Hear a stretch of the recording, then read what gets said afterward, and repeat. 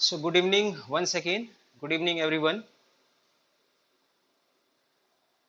मैं आज का सेशन स्टार्ट करने जा रहा हूं जो हम लोग लास्ट सेशन जहां पर एंड किए थे। तो लास्ट सेशन में हम लोगों ने डिस्कशन स्टार्ट किया था अबाउट कॉलिगेटिव प्रॉपर्टीज। मैं फिर से थोड़ा सा आप लोग को रिमाइंड और रिकैप करा दूं। ये जो वर्ड है कॉलिगेटिव, ये कलेक्शन और उससे लिया गया है। कॉलिगेटिव प्रॉपर्टी एक सॉल्यूशन की वो प्रॉपर्टी होती है जो उसमें डिसॉल्व्ड नॉन इलेक्ट्रोलाइट और non volatile. Good evening Ananya, good evening Hemant.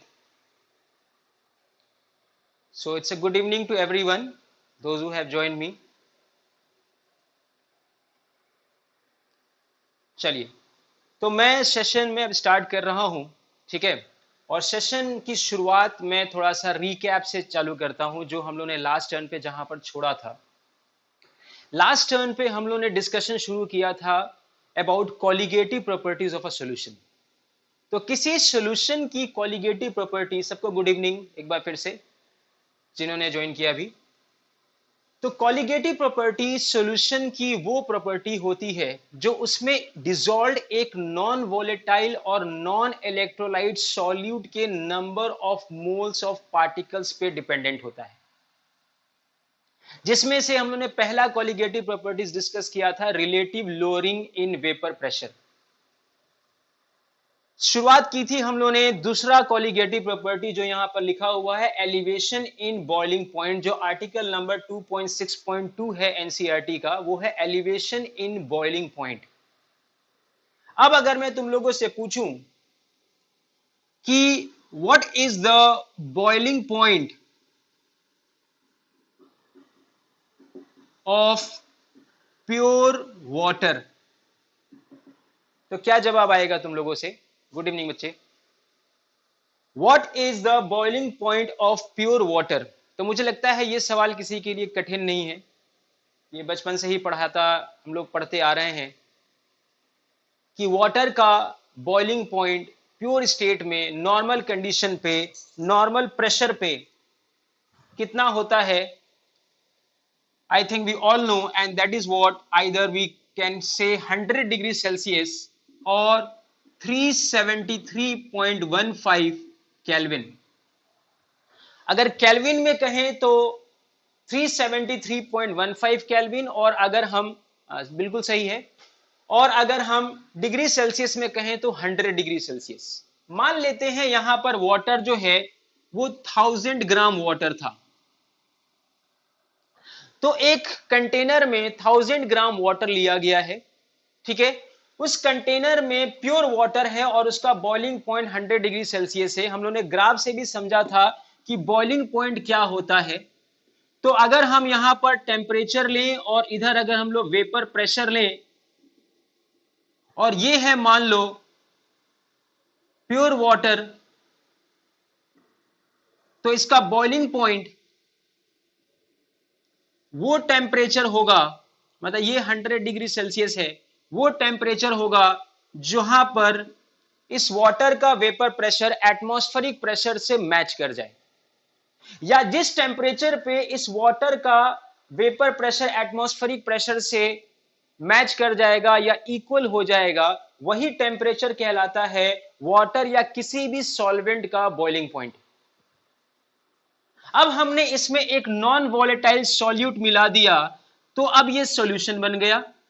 अब इसमें हमने नॉन वोलेटाइल अगर सॉल्यूट मिलाया तो सॉल्यूशन बन गया, और हमें पता है कि सॉल्यूट मिलाने से वाटर का वेपर प्रेशर डिक्रीज कर जाता है, ये भी पढ़ा था हम लोगों ने। तो अब ये जो है ये सॉल्यूशन का वेपर प्रेशर है। अब तुम देख सकते हो कि इस सॉल्यूशन का वेपर प्रेशर एटमॉस्फेरिक प्रेशर से कहां जाकर मैच कर रहा है, इस पॉइंट पे। अब इस पॉइंट से अगर हम परपेंडिकुलर ड्रॉप करें ऑन द टेम्परेचर एक्सिस तो ये पाया जाएगा कि it will be more than 100 degree Celsius,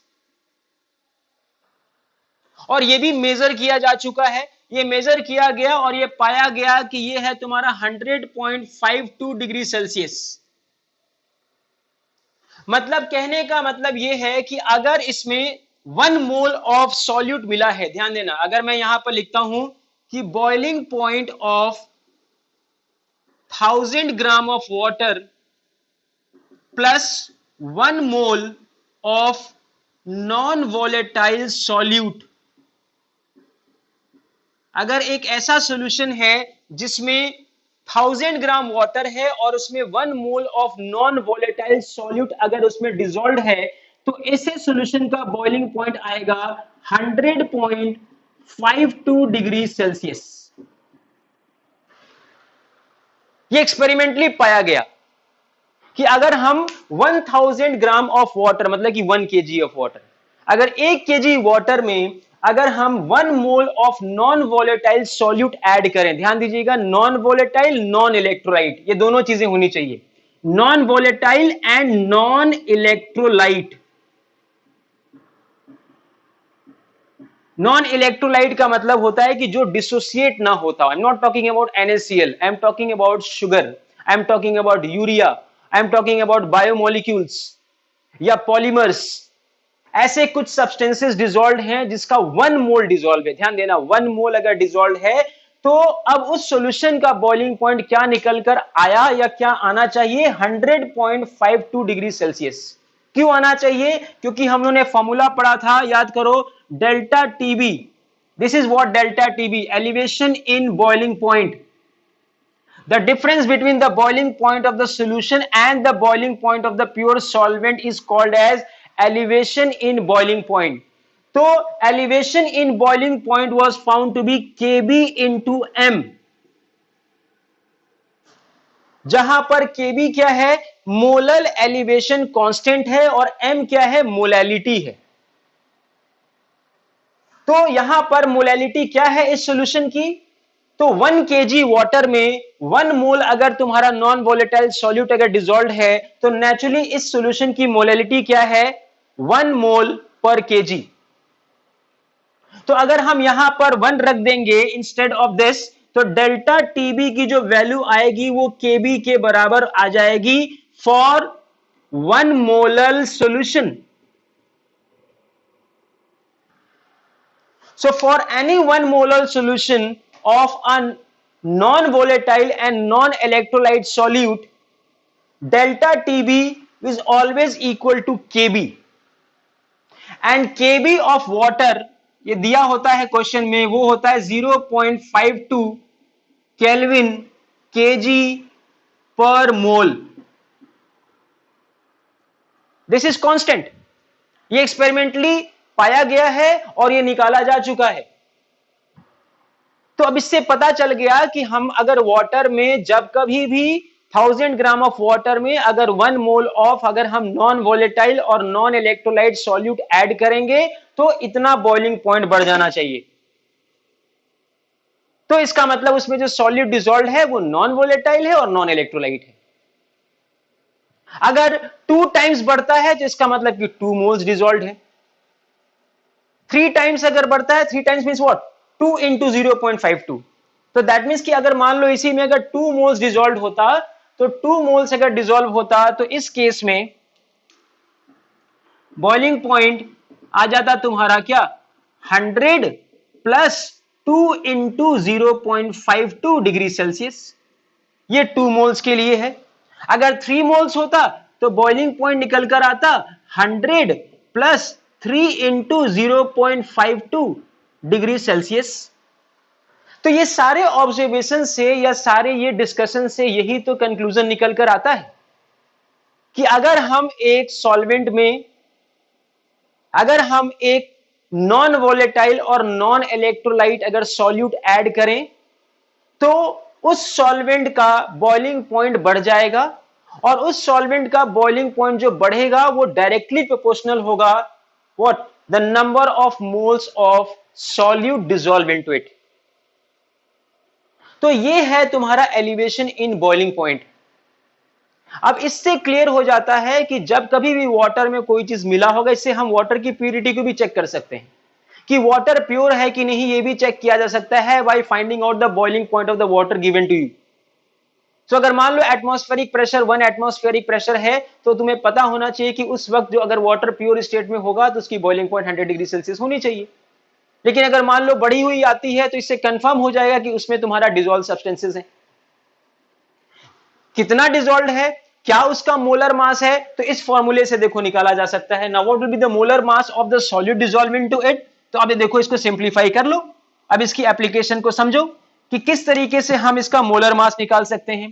तो delta TB is equal to, अब यहां से आ जाएगा केबी इंटू एम, जहां पर delta TB is equal to आ जाएगा केबी इंटू एम के जगह क्या रख सकते हो, W B upon M B into W A, अगर ग्राम में है तो यहां पर 1000 से मल्टीप्लाई कर दो।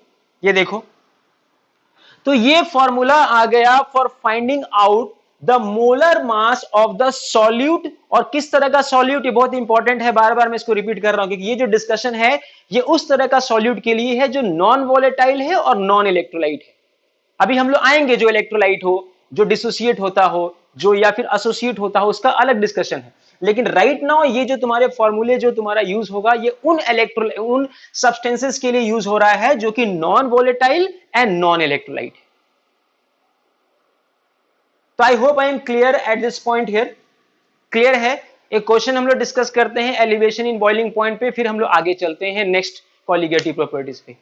Is it permitted? Tell me yes और no. Can we discuss a question on this elevation in boiling point?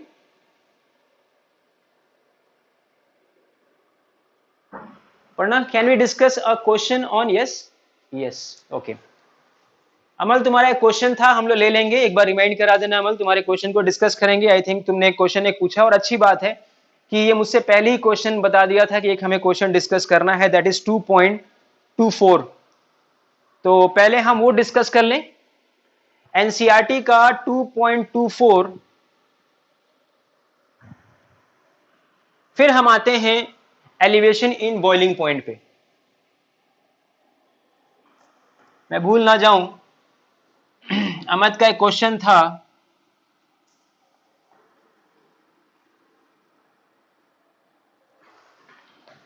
NCERT का question number 2.24।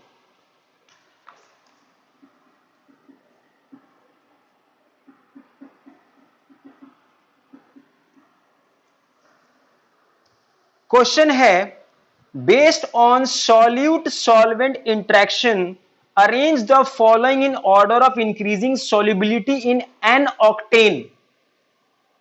An octane is the solvent and we have to discuss the solubility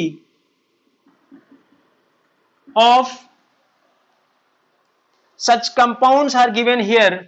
Number 1 cyclohexane, number 2 KCl, number 3 CH3OH and number 4 CH3CN। कहा गया है कि इनको arrange करिए इन the increasing order of their solubility. किसके अंदर? N octane, N मतलब normal. Okay, अब जरा मैं तुम लोगों से यह बताऊं, यहां पर हम लोग क्या प्रॉपर्टी यूज करेंगे। इफ यू रिमेंबर, कौन सी प्रिंसिपल यूज करेंगे या कौन सी प्रॉपर्टी यूज करेंगे? N octane, what is the nature of the solvent here? Solubility depends upon the nature of the solvent and the solute. कोई बता सकता है एन ऑक्टेन का नेचर क्या है? तुम्ही लोग में से कोई बताए कि what is the nature of N octane, normal octane? Anyone? Aranya, Sakshi? Covalent, चलो अच्छी बात है अहमद। कोवेलेंट, कोवेलेंट में भी तुम बता सकते हो पोलर या नॉन पोलर। वेरी गुड, तुमने कोवेलेंट पहचान लिया, बहुत अच्छी बात है बेटा कि तुमने कोवेलेंट पहचाना। अब मुझे बताओ पोलर या non polar? Ananya, non polar, very good. Aparna, non polar. अब देखो क्या हम लोगों ने पढ़ा था, अगर तुम्हें याद हो,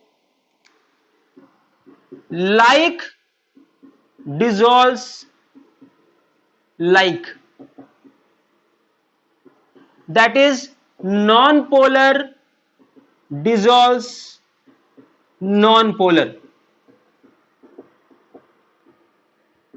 इसका मतलब इन सारे कंपाउंडों में जो नॉन पोलर होगा उसकी सॉल्युबिलिटी एन ऑक्टेन में सबसे ज्यादा होगी।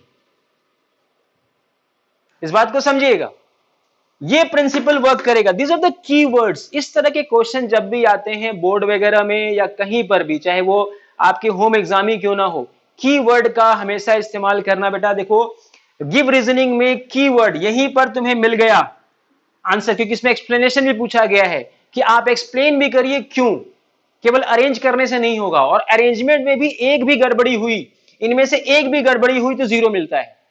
ऐसा नहीं कि 3 सही है चौथा गलत है तो तुम्हें पूरे नंबर मिलेंगे। No, it has to be what, accurate. Increasing order में तुम्हें अरेंज करना है। अब जो सबसे ज्यादा पोलर होगा उसकी सॉल्युबिलिटी सबसे कम होगी। तो यहीं से अब क्लियर हो गया कि सबसे ज्यादा, अब तुम लोग बताओ जरा मुझे, अब तुम्हें आंसर मिल जाएगा सबसे ज्यादा कौन है बताओ। इन सब में सबसे ज्यादा कौन होगा सॉल्युबल, जिसकी सॉल्युबिलिटी ज्यादा होगी? Tell me. मुझे आंसर तुम लोग से आना चाहिए अगर समझ में आ गया है तो। Which of this compound should be now the most soluble in an octane? Just find out. Hurry up.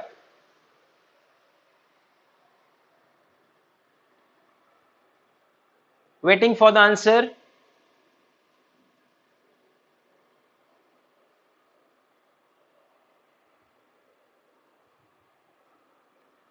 What time ले रहे हो तुम लोग? We are taking much time now. उम्मीद था कि तुम लोग जल्दी आंसर करोगे। देखो भाई, सबसे ज्यादा यहां पर सॉल्युबल होगा साइक्लोहेक्सेन मोस्ट। वाई? क्योंकि साइक्लोहेक्सेन नॉन पोलर है। चलो आंसर आया रहा है, वेरी गुड, सभी ने आंसर दिया है, वेरी गुड। तो cyclohexane is the most soluble here. देखो इस तरह के क्वेश्चंस के लिए प्लीज वर्क करिए, एनसीईआरटी के सारे क्वेश्चंस आप लोग लगाइए, ये बड़ा कंसेप्चुअल है। तो साइक्लोहेक्सेन मोस्ट क्योंकि वो नॉन पोलर है। और लीस्ट कौन होगा यहां पर? केसीएल। लीस्ट क्यों केसीएल होगा लीस्ट? क्योंकि केसीएल आयनिक है, सबसे ज्यादा पोलर हुआ। सबसे ज्यादा डिफरेंस इन इलेक्ट्रोनेगेटिविटी किसके किसके बीच में है? के और सीएल के बीच में। के जो है मोस्ट इलेक्ट्रोपॉजिटिव मेटल है और सीएल जो है मोस्ट इलेक्ट्रोनेगेटिव नॉन मेटल है। तो के और सीएल के बीच का डिफरेंस इन इलेक्ट्रोनेगेटिविटी सबसे ज्यादा है। तो इसीलिए सबसे ज्यादा आयनिक कौन हुआ? केसीएल। या सबसे ज्यादा पोलर कौन हुआ? केसीएल। तो नॉन पोलर में कौन ज्यादा सॉल्युबल होगा? Non polar. तो cyclohexane is the most and KCl is the least. अब इसमें देखो CH3OH, CH3OH में कॉमन क्या है? CH3। O और H के बीच में जो डिफरेंस इन इलेक्ट्रोनेगेटिविटी है वो ज्यादा है, और C और N के बीच की जो डिफरेंस इन इलेक्ट्रोनेगेटिविटी है वो कम है। तो इन दोनों में सबसे ज्यादा पोलर कौन हुआ? मतलब कि अल्कोहल और CH3CN में ज्यादा पोलर कौन हुआ? अल्कोहल। क्योंकि the difference between O and H is much more than what C and N। ये भी ध्यान देना, यहां पर जो C है वो sp हाइब्रिडाइज्ड है। ये भी ध्यान देने वाली बात है कि कार्बन का जब हाइब्रिडाइजेशन स्टेट बदल जाता है, this carbon in this compound is sp hybridized, और sp हाइब्रिडाइज्ड की इलेक्ट्रोनेगेटिविटी बढ़ जाती है। इसीलिए जो डिफरेंसेस है बिटवीन कार्बन एंड नाइट्रोजन और कम हो जाएगा। तो इसीलिए यहां पर अब देखो आंसर मिल गया होगा तुम्हें। तो सबसे कम, तो यहां पर अरेंज करिए now, you have to arrange in the increasing order. तो इंक्रीजिंग ऑर्डर में सबसे कम, अब सबसे कम कौन हुआ? केसीएल। ठीक है, उससे फिर ज्यादा कौन हुआ? पोलर। केसीएल से पोलर फिर कौन है? CH3OH। फिर उससे ज्यादा कौन, उससे कम कौन है? CH3CN। और सबसे लीस्ट पोलर या नॉन पोलर कौन है? साइक्लोहेक्सेन। तो ये आपका आंसर होगा। This is what now the arrangement of the increasing order of the solubility of these compounds in n octane. तो n ऑक्टेन में अगर सॉल्युबिलिटी तुमसे पूछी गई है कि इन कंपाउंडों की सॉल्युबिलिटी को अरेंज करिए इन द इंक्रीजिंग ऑर्डर, तो तुमने कौन सी प्रॉपर्टी देखी? Like dissolves like. I hope is clear to all of you. May we proceed further now. Let us discuss the question based on the elevation in boiling point. ठीक है, आइए. सो ये answer है.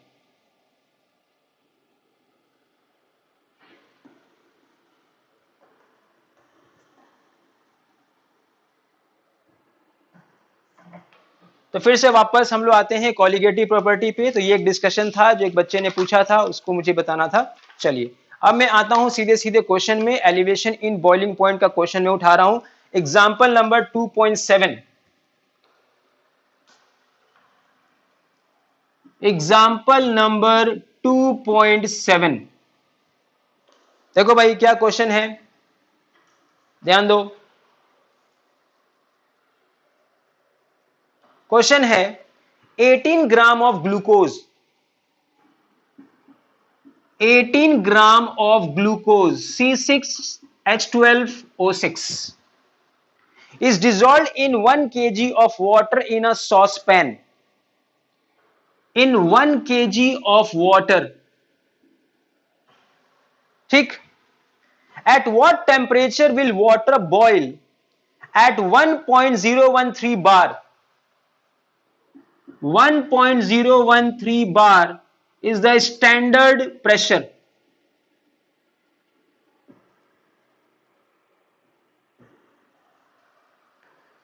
Kb for water is 0.52 Kelvin kg per mole. ये given है.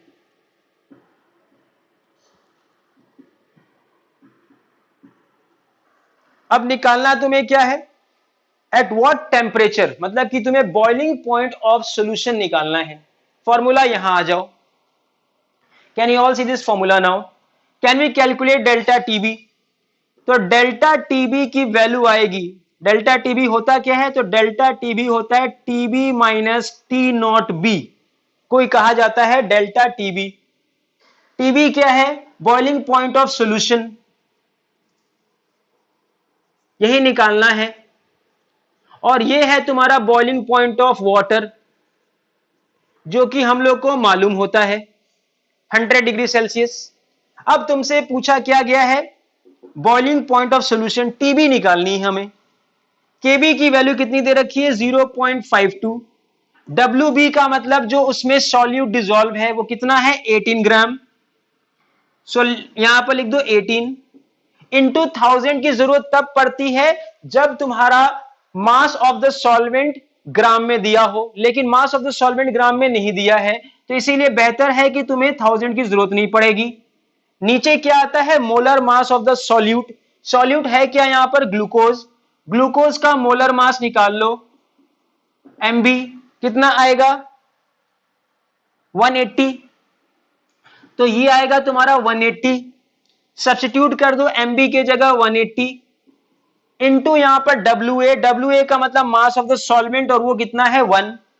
सारा कुछ यहां पर कैंसिल करोगे तो ये आ जाएगा 10, और ये 10 आने से ये अब आ जाएगा 0.052 केल्विन.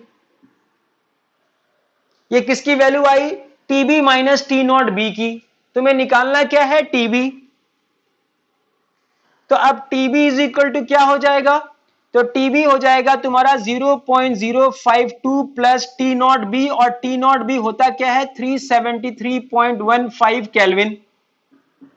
ऐड कर लो, आंसर आ जाएगा. So this is what the boiling point of the solution in which 18 gram of glucose is dissolved in 1 kg of water.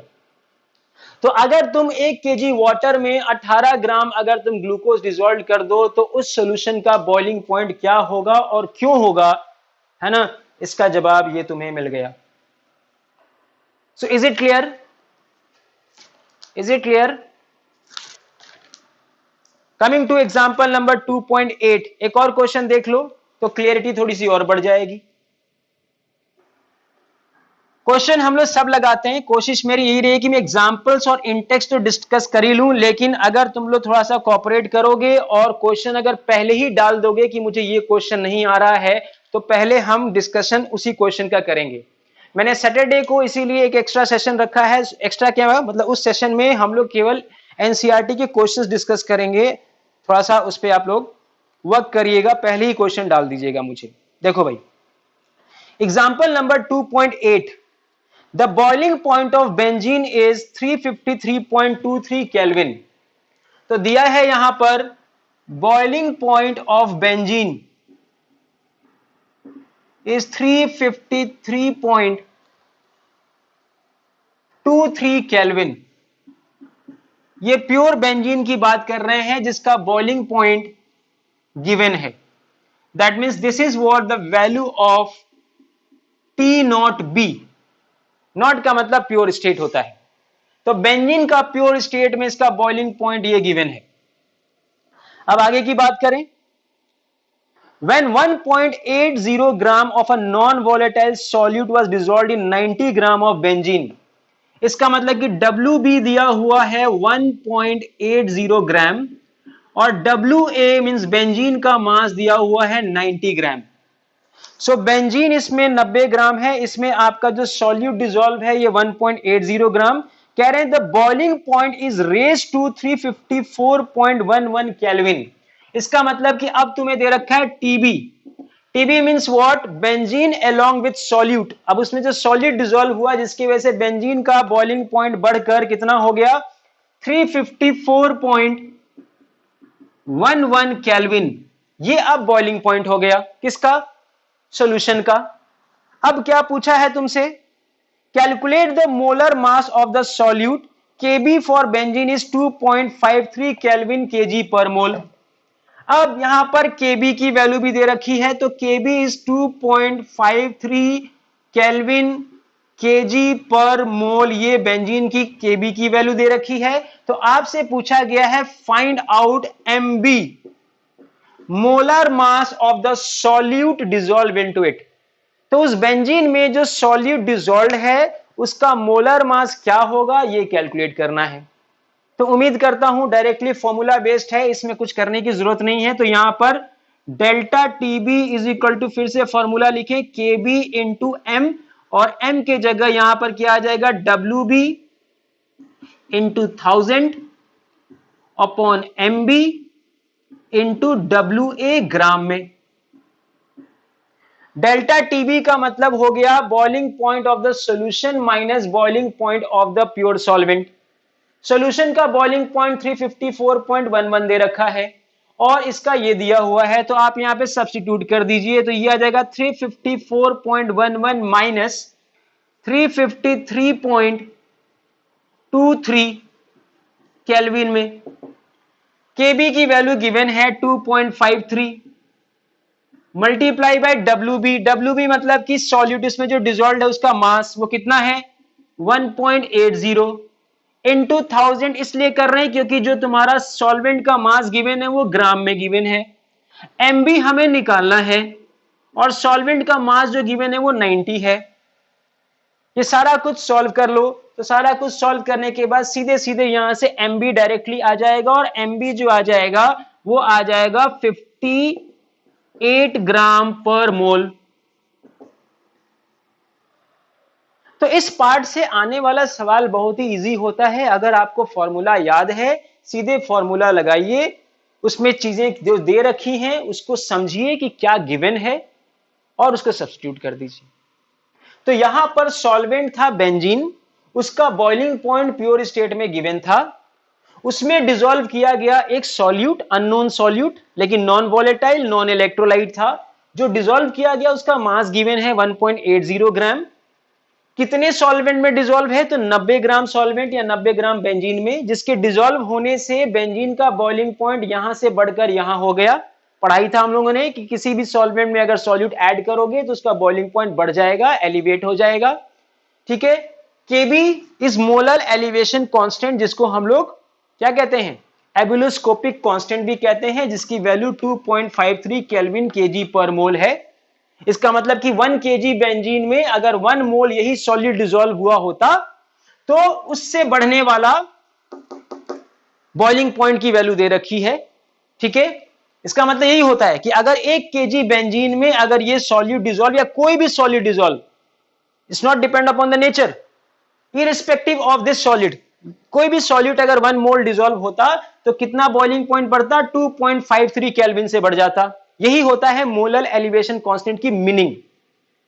अगर तुमसे पूछते हैं कि इसकी क्या मीनिंग है, तो इसकी मीनिंग यही है कि अगर 1 kg सॉल्वेंट में अगर 1 मोल सॉलिड डिसॉल्व होगा तो बेंजीन का बॉइलिंग पॉइंट 2.53 केल्विन से बढ़ जाएगा। मतलब कि बेंजीन का अब नया बॉइलिंग पॉइंट जो आएगा 353.23 प्लस 2.53। लेकिन ये कब होगा, जब 1 kg में तुम्हारा 1 मोल डिसॉल्व होगा तब। लेकिन सवाल हमसे पूछा गया है कब की, जब 1.80 ग्राम डिसॉल्व है 90 ग्राम में, तब बॉइलिंग पॉइंट इतना बड़ा है। तो बताइए कि उसमें डिसॉल्व होने वाला सॉल्यूट का मोलर मास क्या होगा। तो इस तरीके से फॉर्मूले में डाल लीजिए, आ जाएगा। I hope clear. नेक्स्ट चलें, तो नेक्स्ट आता है हमारा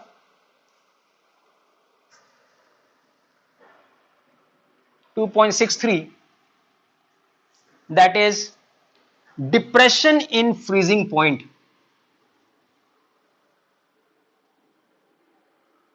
तो जिस तरीके से अभी हम लोगों ने देखा कि किसी सॉल्वेंट का बॉइलिंग पॉइंट उसमें सॉल्यूट ऐड करने से बढ़ जाता है, इन द सेम वे उसी सॉल्वेंट का फ्रीजिंग पॉइंट सॉल्यूट ऐड करने से कम हो जाता है। यह भी हम लोग ग्राफ से समझने की कोशिश करते हैं। देखो, यह है टेम्परेचर। नाउ फ्रीजिंग पॉइंट क्या होता है पहले तो ये समझें। तो डिप्रेशन इन फ्रीजिंग पॉइंट हम लोग पढ़ने जा रहे हैं।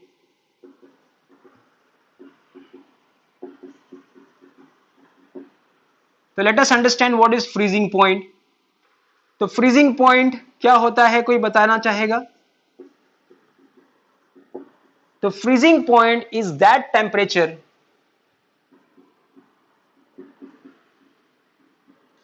at which vapor pressure of liquid is equal to vapor pressure of solid. That means कि अगर कहा जाए वाटर है इन द लिक्विड स्टेट और ये है तुम्हारा सॉलिड, तो दोनों का यहां पर क्या हो, इक्विलिब्रियम अचीव हो जाए। That means they both coexist, equilibrium.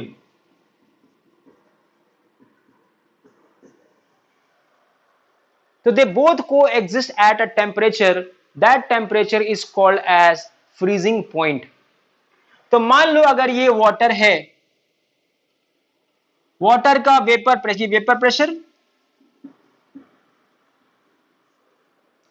तो इस तरीके से ये लिक्विड, अब यहां से ये सॉलिड होने लगा। मान लो इसे ये ए बी तक ये लिक्विड रहा और ये जो बी सी है ये सॉलिड स्टेट है। तो इस पॉइंट पे, ये जो पॉइंट हुआ जहां पर ये पहली बार सॉलिड में कन्वर्ट हुआ, ये टेम्परेचर होगा फ्रीजिंग पॉइंट, जिसको हम लोग टी नॉट एफ से करेंगे, T not F. So this temperature is freezing point of water. ये वाटर का फ्रीजिंग पॉइंट है। जिस बी पॉइंट, देखो बी पॉइंट पे पहली बार वाटर जो है सॉलिडिफाई हुआ या होना शुरू हुआ, अब इसके नीचे वो सॉलिड ही रहेगा। तो अगर 0 डिग्री सेल्सियस, इसको तो कहते हैं 0 डिग्री सेल्सियस, तो 0 डिग्री सेल्सियस या 273.15 kelvin, at this temperature for the first time the liquid water is being converted into solid, and below this temperature it will always be in the solid state। ये तो confirm है। इसका मतलब कि इससे कम होगा temperature तो वो तो सॉलिड में रहेगा ही रहेगा। अब देखो, जब यही सॉल्यूशन होगा तो हमें पता है कि सॉल्यूशन होने के बाद वेपर प्रेशर डिक्रीज कर जाता है। तो ये था सॉल्यूशन।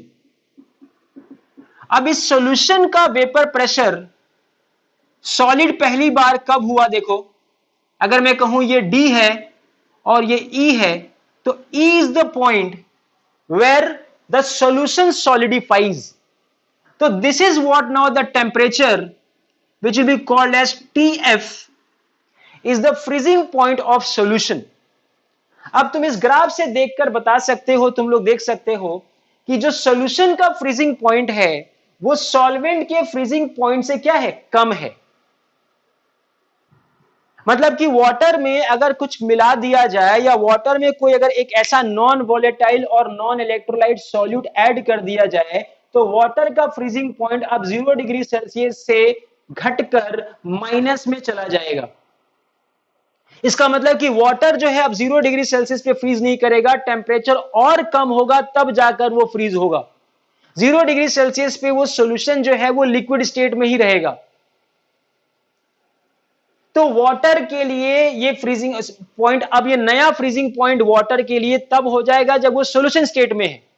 तो हियर द सॉल्यूशन स्टेट और the freezing point of the solution would be TF which is lower than T0 F and the difference between these two will be now called as depression in freezing point. Depression मतलब कम होना. So that is why it is called as a depression in freezing point, and depression in freezing point is also found to be directly proportional to molality of the solution, same like elevation in boiling point. Or delta TF now would be equal to KF into M, जहां पर अब KF एक नया constant term आ गया जिसको हम लोग क्या कहेंगे? मोलल डिप्रेशन कांस्टेंट और cryoscopic constant.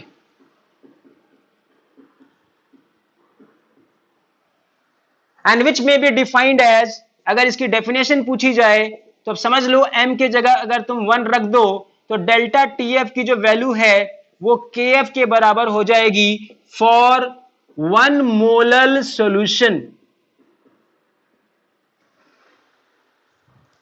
That means if the molality of a solution is 1 mole per kg, so for that solution KF would be equal to depression in freezing point. Or if we have to define KF, so cryoscopic constant or molar depression constant is equal to depression in freezing point of a solution whose molality is 1 mole per kg. तो ये मतलब होता है KF का, और water का KF की value होती है 1.86 केल्विन kg पर मोल। इसका क्या मतलब हुआ कि अगर 1 kg वाटर में अगर तुम 1 मोल कोई सॉल्यूट डिसॉल्व कर दो जो नॉन इलेक्ट्रोलाइट हो और नॉन वोलेटाइल हो, तो उससे वाटर का फ्रीजिंग पॉइंट 1.86 डिग्री सेल्सियस या 1.86 केल्विन से घट जाएगा। मतलब अब जो नया तुम्हारा बॉइलिंग पॉइंट आएगा वो आएगा 0 माइनस 1.86 डिग्री सेल्सियस, मतलब माइनस 1.86 डिग्री सेल्सियस हो जाएगा freezing point of water in the solution state, in which 1 kg of water it contains 1 mole of a non-volatile and non-electrolyte solute. तो यही रीजन है, देखो इसकी एप्लीकेशन को समझो। जहां पर सर्दियां ज्यादा पड़ती हैं, ऐसे बहुत सारे कंट्रीज हैं जहां पर बहुत ठंडक होती है, तो ऐसे कंट्रियों में क्या करते हैं, पानी ना जमे, क्योंकि देखो गाड़ी चलानी है, अब गाड़ी में भी रेडिएटर्स में तुम लोगों को मालूम है कि पानी पड़ा होता है which act as a coolant. तो गाड़ी के इंजन को ठंडा करने के लिए उसमें पानी डाला जाता है जो कि कूलेंट की तरह काम करता है। अगर मान लो ऐसी कंट्रियों में जहां पर पूरा थ्रू आउट द ईयर सर्दियां रहती हैं या टेम्परेचर हमेशा 0 डिग्री सेल्सियस से नीचे मेंटेन रहता है, तो ऐसे केसेस में जो ऑटोमोबाइल्स हैं उनके जो रेडिएटर्स हैं उसमें पड़ा हुआ जो पानी है वो जम जाएगा, और हमें मालूम है कि जब वो जमेगा तो वो एक्सपैंड करेगा। एबनॉर्मल बिहेवियर है वाटर का। तो एक्सपैंड करेगा तो सारे पाइप वगैरह फट सकते हैं, it can be dangerous also. तो इसीलिए इसको प्रिवेंट करने के लिए एक एंटी फ्रीज कहा जाता है, ethylene glycol. Ethylene glycol is used as a antifreeze, is added with water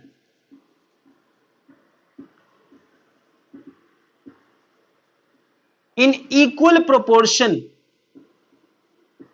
equal proportion का मतलब है कि जितना पानी उतना ही अगर इथाइलिन ग्लाइकॉल डाल दो तो पता है फ्रीजिंग पॉइंट कितना हो जाता है वाटर का, -36°C। सोचो, मतलब कि 1 kg वाटर में अगर तुम 1 kg इथाइलिन ग्लाइकॉल डाल दो तो अब वाटर जो है -36°C पे जाकर फ्रीज करेगा। अब सोचो इससे फायदा क्या हुआ, अब वाटर फ्रीज नहीं करेगा। अब टेम्परेचर -36°C बहुत होता है भाई, बहुत ज्यादा अगर लोअर हो रहा होगा तो -5 जा रहा होगा, -10 जा रहा होगा, -15, -20, -35 तक फ्रीज नहीं करेगा, -36 पर जाकर वो फ्रीज करेगा। लेकिन उसके लिए तुम्हें प्रोपोर्शन इक्वल रखना पड़ेगा। इसीलिए ध्यान दो, जो आइसक्रीम वगैरह हम लोग जो बनाते हैं या आइसक्रीम जो जमाया जाता है उसमें बहुत सारी चीजें पड़ी होती है, पानी में दूध भी है, उसमें बहुत सारे फ्लेवर्स हैं, वनीला है या केसर पिस्ता है, बहुत सारे अलग अलग तरह के फ्लेवर्स की जो आइसक्रीमें जमाई जाती हैं। अब तुम समझ सकते हो उसमें बहुत सारे सॉल्यूट्स डिजोल्व हैं। अब जितना सॉल्यूट डिजोल्व होगा वाटर का फ्रीजिंग पॉइंट उतना ही कम हो चुका होगा। इसका मतलब कि वो 0°C पे तो फ्रीज नहीं करेगा, -10 या -15 पे जाकर फ्रीज करेगा। तो अब उस -15 से जब तुम उसको बाहर निकालोगे तो इसीलिए आइसक्रीम गलने में भी टाइम ज्यादा लेता है ताकि हम उसको एंजॉय कर सकें। तो आइसक्रीम क्यों देर से गलता है, मेल्टिंग भी उसकी देर से होगी क्योंकि वो जमता भी देर से है।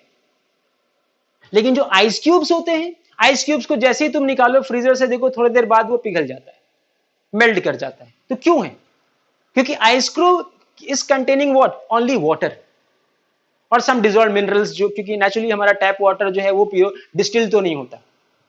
तो वो आइस क्यूब में जो डिजोल्व मिनरल्स हैं या जो डिजोल्व सॉल्यूट्स हैं बहुत कम है। लेकिन if you are talking about ice cream, ice cream में बहुत सारे डिजोल्व सॉल्यूट्स हैं और जितना उसमें डिजोल्व सॉल्यूट्स होंगे, जितने number of moles of solutes होंगे, नेचुरली वाटर की फ्रीजिंग पॉइंट उतनी ही डिक्रीज हो चुकी होगी। और यही रीजन है कि आइसक्रीम जो है वो देर से जमता है और देर से ही पिघलता है। So this is what the application of depression in freezing point. So let us understand this depression in freezing point again with the help of example. देखो एग्जाम्पल दिया हुआ है अगेन इन योर बुक। एक question करते हैं, तो आ जाओ। देखो एग्जाम्पल नंबर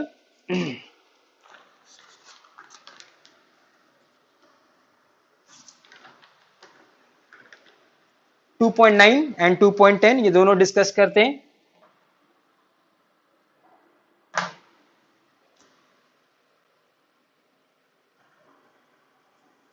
तो इसको फॉर्मूले को अब आप सिंप्लीफाई कर ही सकते हैं।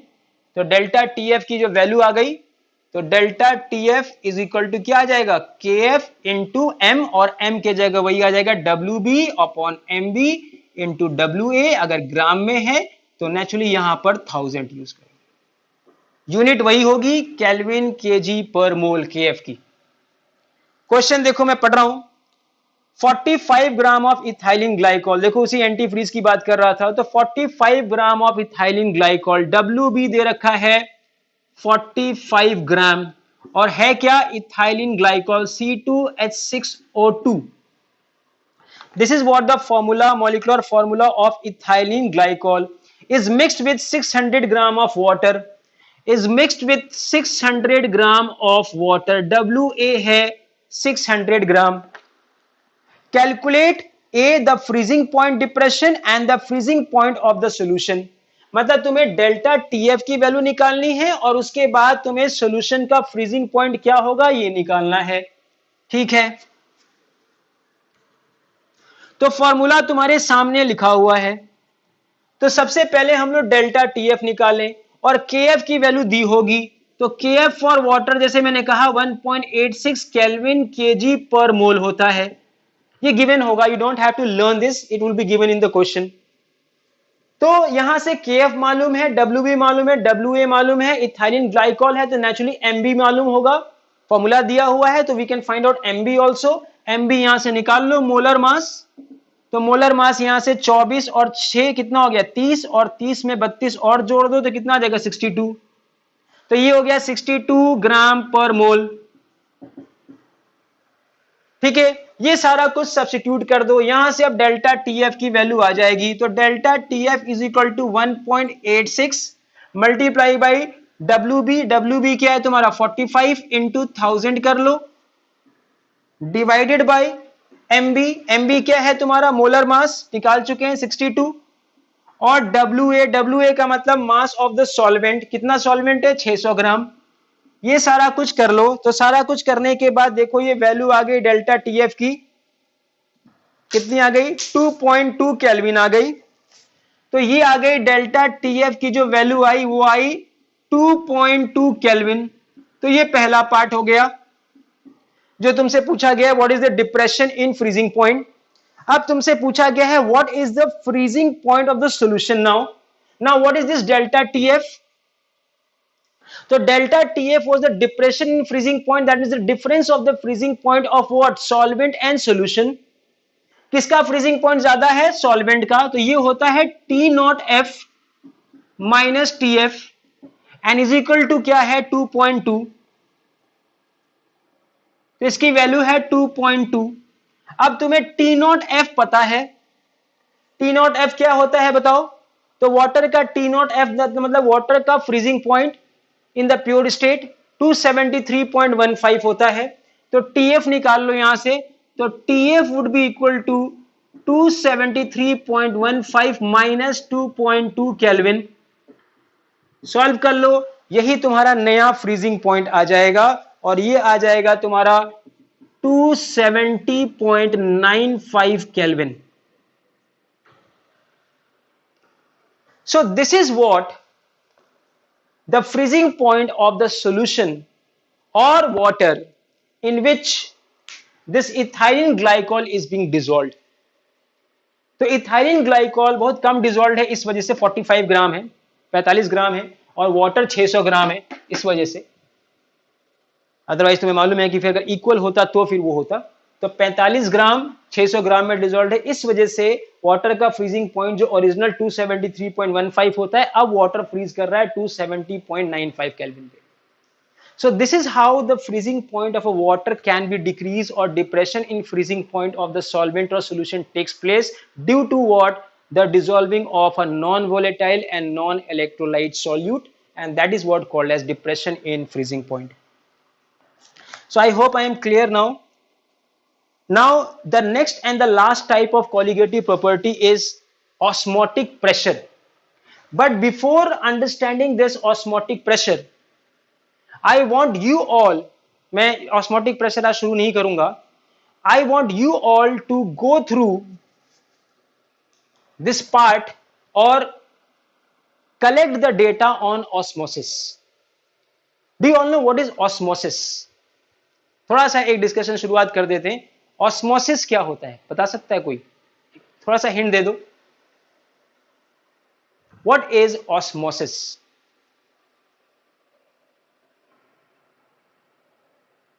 Answer in one line. What do you mean by osmosis? बताएं। ये है 2.6.4, the next and the last type of colligative properties, respiration in plants। Okay, चलिए, और कोई डेफिनेशन के बारे में कुछ कह सकता है ऑस्मोसिस?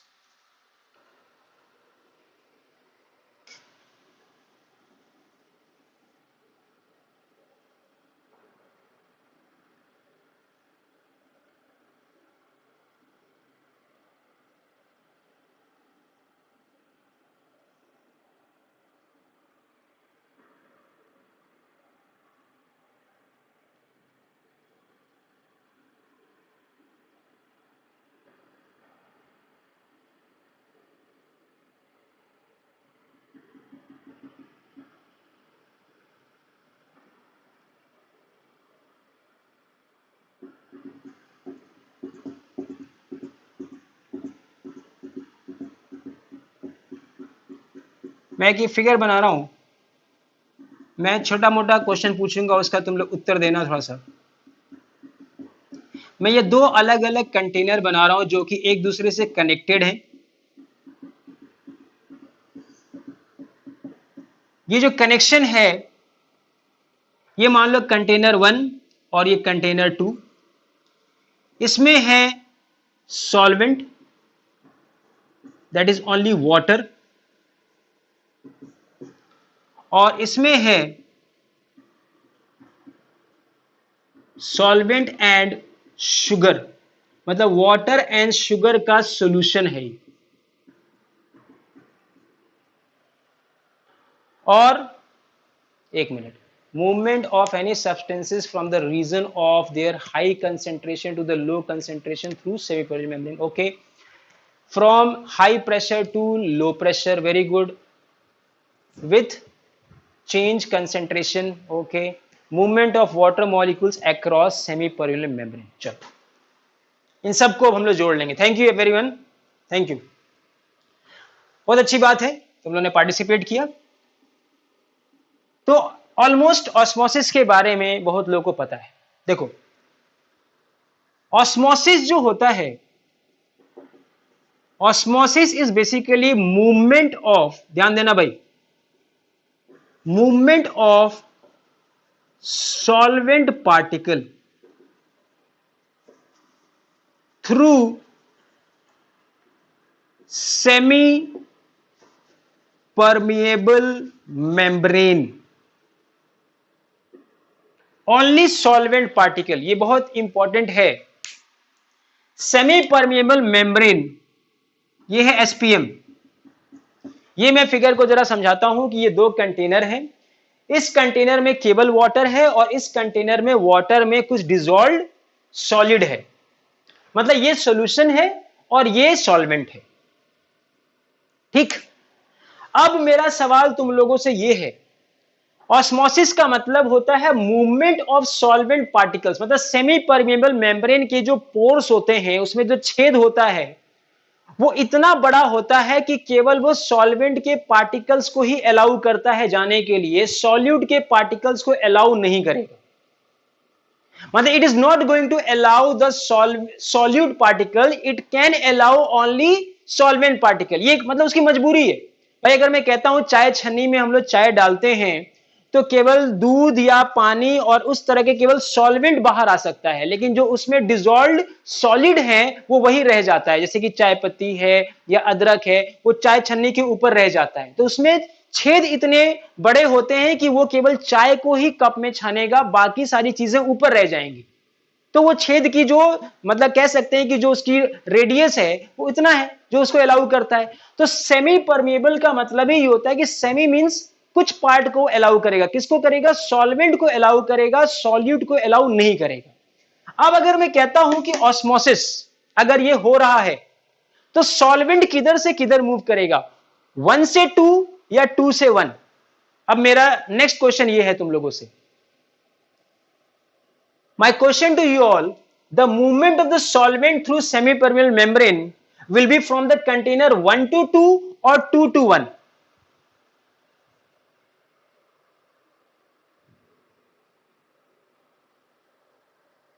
वन टू टू और 2 to 1, किधर से किधर होगा?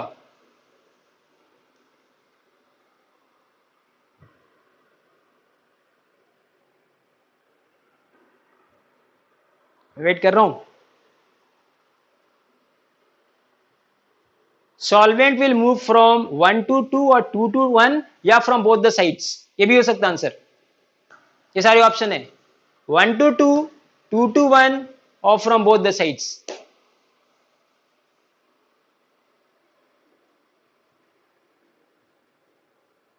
One to two, 1 to 2, okay चलो 1 to 2, 1 to 2, 2 to 1 भी आया। Ananya 2 to 1, 1 to 2, okay. मैं इसका सही जवाब दूं? सही जवाब है सॉल्वेंट दोनों तरफ से मूव करेगा, but the rate of the movement of the solvent will be more from 1 to 2। because the concentration of the solvent, the vapor pressure of the solvent is always more than the vapor pressure of the solution. किसी ने कहा था ना कि osmosis होता है due to difference in the vapour pressure. यही main reason है ऑस्मोसिस का. ऑस्मोसिस क्यों होता है? Osmosis always takes place due to difference in the vapor pressure of the two solutions being separated by semipermeable membrane, or a solvent and a solution being separated by semipermeable membrane. तो एक solvent और एक solution को अगर हम लोगों ने separate कर रखा है सेमी परमेबल मेम्ब्रेन से, तो सॉल्वेंट का मूवमेंट होगा, ऑफ कोर्स दोनों तरफ से होगा. Osmosis will be takes place from both the sides, but yes the rate of movement will be more from 1 to 2. Why? Because the concentration of the solvent will be more in one side than the second side. This is being called as hypotonic, and this will be called as hypertonic. Hyper means ज्यादा. किसी भी solution की concentration solute के terms में major की जाती है, तो इसमें सॉल्यूट ज्यादा है, इस वजह से ये हाइपरटोनिक है. और इसमें सॉल्यूट नहीं है, या सॉल्यूट कम है, या ये डाइल्यूट है, ये कंसेंट्रेटेड है. ऐसा भी हो सकता है कि ये दोनों सॉल्यूशन होते, ये डाइल्यूट सॉल्यूशन होता और ये कंसेंट्रेटेड सॉल्यूशन होता, तब भी तुम्हारा सॉल्वेंट का मूवमेंट जो है वो डाइल्यूट से इधर है.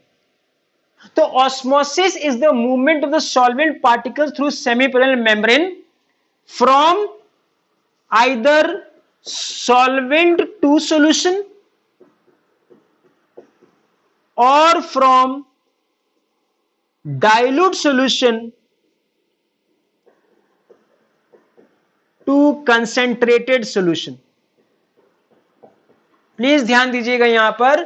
तो osmosis is the movement of solvent particle through semi permeable membrane from solvent to solution, like in this case solvent to solution, और from dilute solution to concentrated solution is known as osmosis.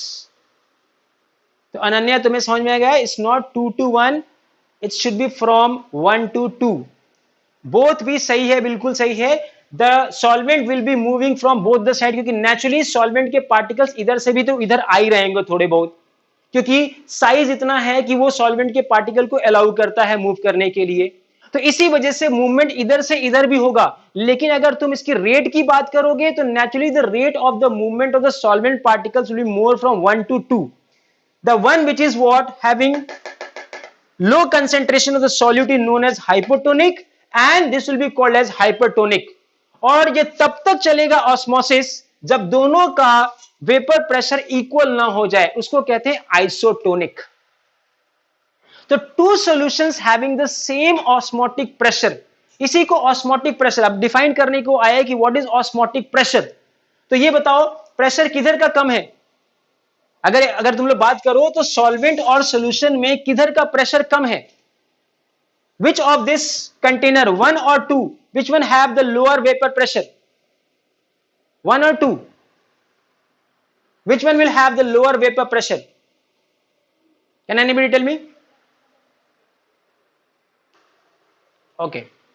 So, which one will have the, अब इसको थोड़ा close कर देते हैं. तो which one have the lower vapor pressure? Naturally the solution one, क्योंकि solution का vapor pressure कम होता है और solvent का vapor pressure ज्यादा होता है.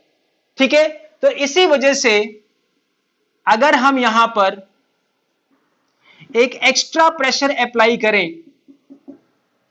you have to apply an extra pressure in order to stop osmosis. अगर हम ऑस्मोसिस को रोकना चाहते हैं तो नेचुरली इधर के प्रेशर को बढ़ाना पड़ेगा. तो जो आप एक्स्ट्रा ऑस्मोटिक प्रेशर अगर डिफाइन करने को आए तो osmotic pressure is the extra pressure या external pressure applied on a solution to stop osmosis through SPM, semi permeable membrane. तो एक एक्स्ट्रा प्रेशर आपको अप्लाई करना पड़ेगा किसी सॉल्यूशन के ऊपर, so that to stop the movement of the solvent from solvent to the solution. That extra pressure which has been applied here is called as the osmotic pressure of this solution, and this osmotic pressure is directly proportional to again concentration of the solution.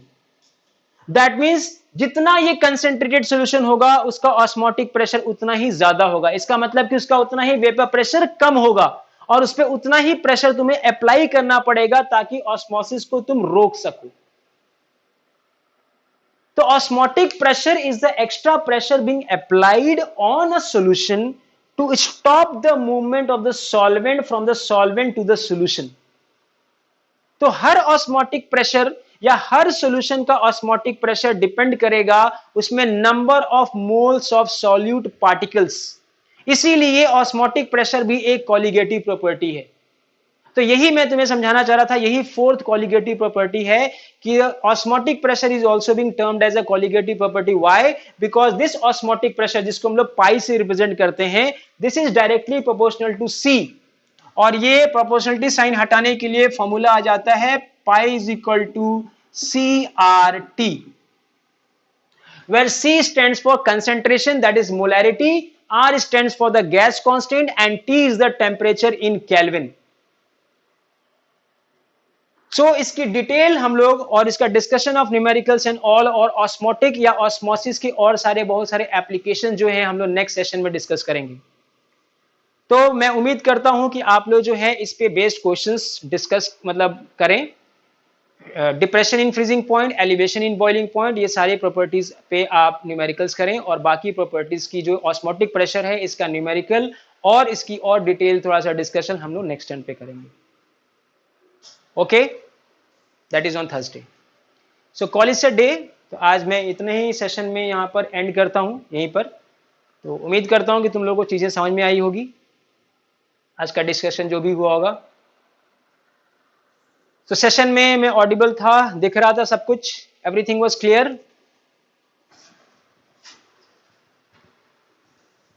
तो and करते हैं session यहीं पर, ठीक है। तो जाओ तुम लोग न्यूमेरिकल्स वगैरह लगाना, ठीक है। I am just ending this session here only.